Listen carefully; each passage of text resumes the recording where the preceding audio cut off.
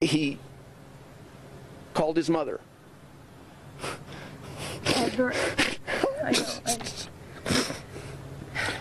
Ever any indication at all that this would... Nothing. That we're lost.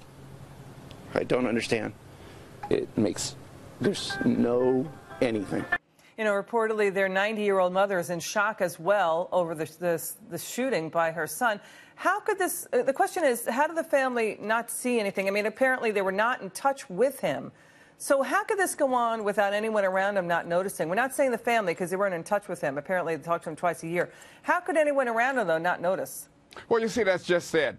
Apparently, this man acted like any normal human being. Normal human beings don't carry these kinds of acts out.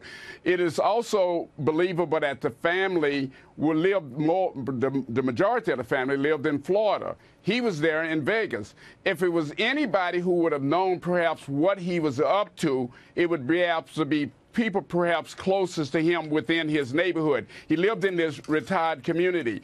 But this was a guy, again, Elizabeth, very, very much under the radar. Yeah. Nobody would have suspected this, not from this guy. Yeah, it's a great point. And, Ted, witnesses improvised to help the wounded using luggage carts, wheelbarrows, such acts of heroism here. One individual said they were using a freezer as a gurney. Let's listen. Watch.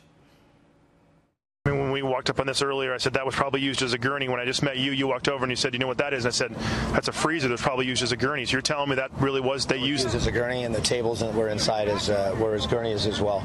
They were using everything we can. We're using the rails between the partitions in between. We were carrying bodies out with that as well. You know, Ted, also people and first responders raced into the gunfire to help others. What are your thoughts?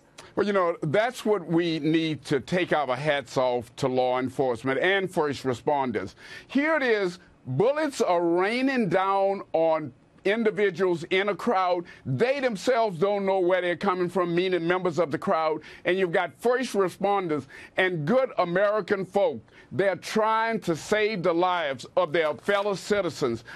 It doesn't get any better than that when it comes to a tragic event of how we as Americans can rise up and try to help each other, and that's what we found there. Those first responders are brave heroes as far as I'm concerned.